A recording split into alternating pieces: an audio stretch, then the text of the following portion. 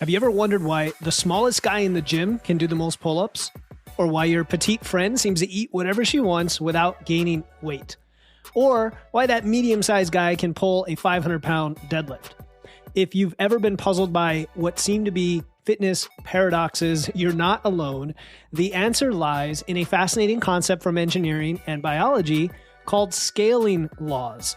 Today, we're diving into the counterintuitive world of scaling laws and how they secretly shape every aspect of your body and your fitness journey. We'll explore why bigger isn't always better when it comes to strength and metabolism. Whether you're a towering powerlifter or a compact gymnast, this episode's going to give you a new perspective on how to optimize your fitness based on your unique body size.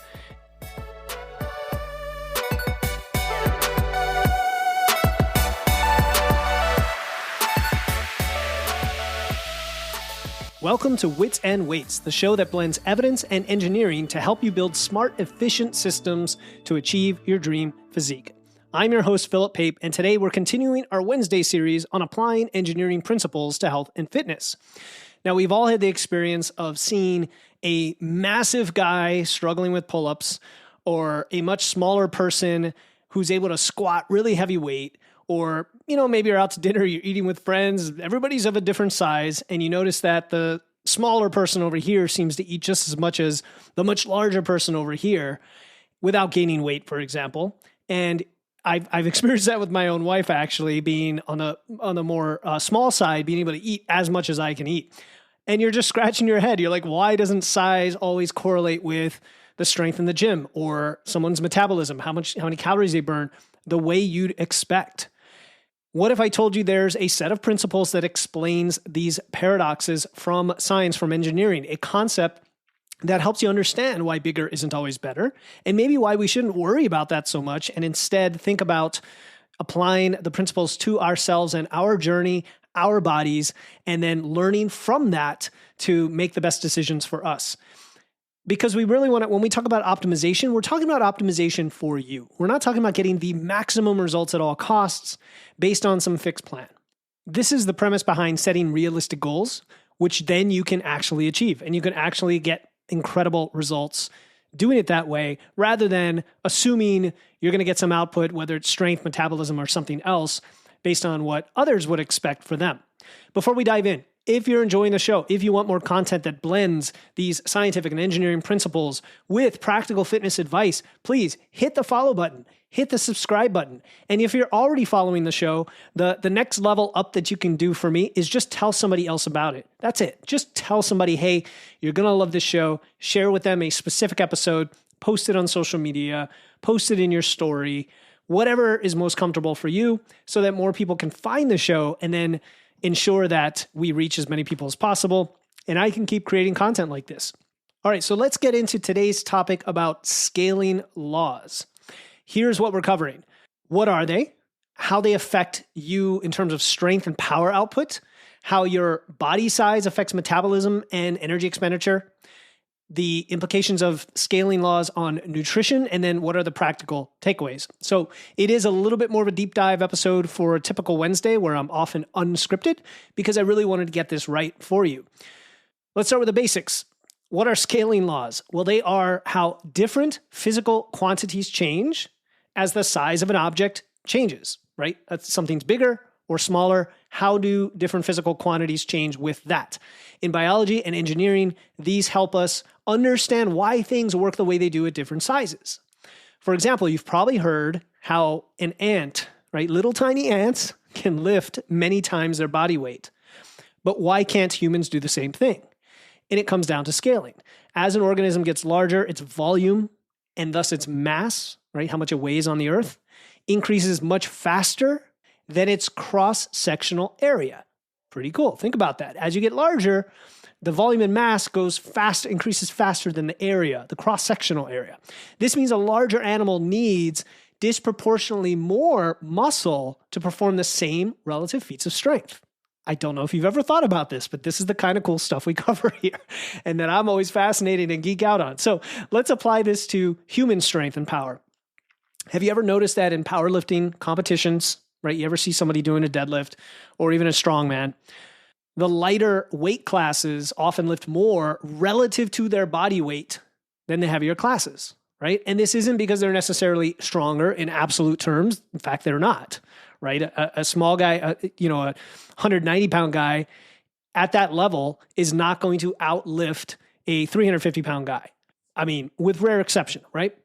It's because of how the strength scales with size. Strength is primarily a function of muscle cross-sectional area, which, bear with me here, it scales to the power of 2. So think of like when you square something, like 2 times 2 is 4, that's 2 squared, all right? But body mass scales to the power of 3, okay? And maybe you can think in terms of, we're a 3-dimensional body, and so the power of 3 is like a prism or a cube, okay? So this means as you get bigger, your strength increases, but not as fast as your weight. And this is why smaller individuals often have higher relative strength. I hope I didn't lose you yet, because a little bit of math, but that's all I have in terms of the math department. Here's where it gets interesting for your training. If you're a smaller individual, you might have an advantage in relative strength movements like pull-ups or Olympic lifts. If you're larger, you might excel more in absolute strength movements like the big lifts, deadlifts, bench press, right? It doesn't mean you shouldn't or can't do any of those things. It's just about setting expectations and understanding your body size and how this plays into it, right? Your height is going to make a big difference, as well as your weight. And of course, you can't control your height without lopping off your feet or something, but you can control your weight. And when you understand this, it helps you set more realistic goals and choose routines, exercises, volume, loads, even types of activities that play to your body's natural strengths. Of course, you may not know what those are until you play around with different things. So that's on the strength side. I thought that was a pretty cool thing to understand how, as we get bigger, we would actually need more and more muscle to increase in relative strength. So smaller folks tend to have the ability to generate higher relative strength, which also is why you shouldn't get totally freaked out about potentially losing some fat and losing all your strength as a result, because you're not. You might lose a little bit of absolute strength, but once you've built up that strength, I've seen it time and again with my clients, big guys who have a lot of muscle, we go and lose 30 pounds, they can lift just as much. And now their relative strength is massive. So don't discount all of these things. Now let's talk about metabolism, because there's a relationship here as well, right? It's not the physical relationship, it's more on the energy side. So the amount of energy your body burns, called your basal metabolic rate, your BMR. It also doesn't scale with your body weight. It actually scales to the power of 0.75. And please, I hope I don't lose you here. It scales to the power of 0.75. This is known as Kleber's law. Pretty cool stuff. And what this means is that if you're smaller, your metabolism is likely higher relative to your body weight than a larger person. This is why smaller people often seem to be able to eat more relative to their size without gaining weight. And I've wondered this myself often. When I have clients, I've had 100-pound female clients, and of course I've had clients, usually male clients, 300 pounds and north of that. And yet the disparity in metabolism isn't as large as you would think. You would think you get down to 100 pounds and your metabolism is now all of a sudden 900 calories, like if you were to scale it. But it doesn't quite work that way. It kind of bottoms out a bit. It starts to slow down on the bottom end as somebody is smaller and smaller and smaller, right? That's why smaller people, again, seem to have a higher metabolism than you would think. And of course, it varies individual to individual. We're talking about averages here. Now, if you're larger, this is not something to worry about because your absolute calorie burn as a larger person is still higher. And that still means you get to eat more total food, right? Which is their advantage when it comes to feeling satisfied on a diet, for example. And again, I have seen this many times with usually male clients who are in their mid to upper 200s, and they just burn a ton of calories, even when they're not in the best shape when they start with me. If they haven't been walking a lot, maybe they haven't been lifting, and we get them doing all that, even then they might start with a decent metabolism just because they're bigger, right? However, a smaller person can also build up their metabolism over time through both expenditure and muscle mass. So very, very interesting to think about these things in case you're wondering why you have a certain metabolism or why you have certain struggles that others don't. It can be helpful to put in these terms, but don't overthink it. I just think it's kind of cool. And then that brings us to nutrition, right? So because of these scaling laws, your nutrition doesn't scale linearly with body size. For example, protein, right?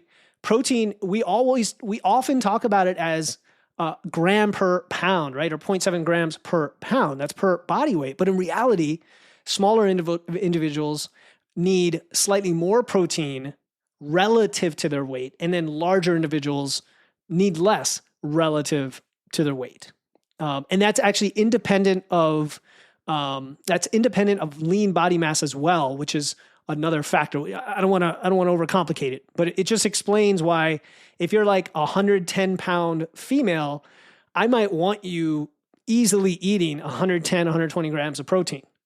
But if you're 300 pounds, you definitely don't need to eat 300 grams of protein. You could probably get away with 200 and be perfectly fine. It doesn't scale, right? And then the same thing goes with calories, obviously, because calories are tied to your metabolism. So I don't think you have to restate that. So what does this all mean for you in practical purposes? Because at the end of the day, you're like, okay, this is good stuff. What do I do with it? I would say, okay, strength training, right?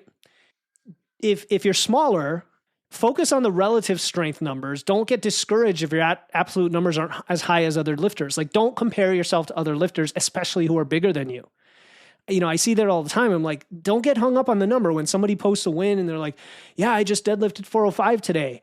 But, they're 6'2", 220 pound male. So if you're a 135 pound female and lifting more relative to your size than that person, then you're kind of technically stronger in a way, right? You're not absolute strength stronger, but you're relatively stronger. And then if you're larger, you can take advantage of that when it comes to the absolute strength lifts, like the big lifts. You might be at a good advantage to really push those, to compete, to build up your bench and your deadlift and your press and focus. It might be a lot of fun is what I'm saying, because you have that advantage, right? So that's number one. Number two, when we talk about cardio and endurance, smaller individuals might have a little bit of an advantage because of their cross-sectional area being bigger relative to their mass. And so they have better heat dissipation and a slightly lower cost of movement. Now, that cost of movement can be a disadvantage for your metabolism. See, this is where it's like there's pros and cons to everything, right? Whereas larger individuals might have more need to manage their heat during intense cardio. This is why larger people might sweat more, right? And might just feel hotter in general. It's not just because you're big. It also has to do with these relative scaling laws. Nutrition, right? When we talk about nutrition, don't just rely on your body weight for calculating your energy needs, because there are relative differences between individuals and based on your size. And so, of course, I always recommend tracking your food, tracking your weight, and letting that tell you in real life how many calories you burn. The best way to do that, get Macro Factor, download the app, install it, use my code WITS and Weights, all one word, WITS and Weights. Start tracking. After about 2 to 3 weeks, you will know pretty precisely how many calories you burn, and then you can forget about comparing yourself to everyone else. The next thing that comes to mind is goal setting, because these scaling laws reassure you that there are realistic strength goals for you because of your body size, and you're not aiming for absolute numbers. You might want to look up the relative strength standards based on your body weight, like 2x body weight for deadlift or 1.5x body weight for squats, things like that. And then you can use those as benchmarks to say, how close am I to that? And remember, when it comes to pull-ups, if you're losing weight, you might actually be able to get more pull-ups just because you are lighter and you are picking up less weight. And you might be also relatively more strong during a fat loss phase than you think, even though the weights aren't going up because you're losing weight. Remember all those things. And then finally, you can choose exercises, movements that play to your body's strengths. Smaller individuals might excel at things like gymnastic style movements and the pull-ups and all that kind of fun stuff. Larger individuals might excel more at the traditional lifts. Now, I'm saying I think everybody should lift heavy. That's for sure. Everybody should be doing compound movements for a variety of reasons beyond the scope of today's episode. But when you're looking for athletic challenges, when you're looking for different modalities, when you're looking to compete, all those kinds of things, play around and see if your body size gives you a certain advantage. All right, so here's something that might surprise you. Scaling laws, they don't just help you optimize training and nutrition. They are incredibly liberating psychologically. And that is why I wanted to make this episode. And maybe it doesn't surprise you anymore. That's just what I wrote down for my notes. So how many times have you compared yourself to other people, right? And then felt discouraged? You see someone smaller than you lifting more, someone taller eating more without gaining weight, all the things we mentioned before. And because scaling laws explain why these differences exist, independent of other behavioral factors, they're perfectly natural. They're perfectly normal. And then you can stop comparing apples to oranges and you start appreciating your body's unique capabilities. Then you can set goals that are tailored to your individual potential rather than trying to meet arbitrary standards that might not be realistic at all for your body size. And this can be incredibly motivating, right? Realistic expectations in general can actually be incredibly motivating because now you won't be frustrated or feel frustrated by some perceived but non-existent limitation. You can focus instead on maximizing your potential within the natural laws that govern your body. You're not trying to be better than someone else. You're trying to be the best version of yourself. All right. So the next time you're tempted to compare your lifts, your metabolism, your diet to someone with a vastly different body size, remember the scaling laws we've discussed today because your body's unique. It operates according to its own set of rules based on its size. All right. If today's episode resonated with you, if you're ready to start applying some of these realistic expectations and understanding what they might be to your approach to training, your approach to nutrition, please schedule a call with me. I do free calls all the time. It's called a rapid nutrition assessment. It is not a sales pitch at all. Okay. In fact, we have episode 199 coming up with a guy named Jazz. He's a 300-pound powerlifter, and it is a recording of that call where you can see exactly what it's like. But rather than wait for that, why don't you give it a shot and reach out to me with the link in the show notes or go to witsandweights.com, click the big button on the top right, and I've got you covered. All we're going to do in that fast-paced 15 minutes is figure out where you are, what's the number one thing holding you back or where you're stuck, and give you some actions, 3 actions at the end that you can put into place right away and get results within 90 days. That's it. That is my goal for you. And then you're going to come back and say, thank you so much. You really helped change the trajectory of what I was trying to do. And now I can actually get unstuck and make some real progress. That is what my wish for you. Remember, sometimes the difference between spinning your wheels and making that progress is understanding your body, understanding the laws of nature, understanding what you can accomplish, and then you go out there and you do it. Until next time, keep using your wits, lifting those weights, and remember, in fitness as in engineering, size matters sometimes, but knowledge matters more. I'll talk to you next time here on the Wits and Weights podcast.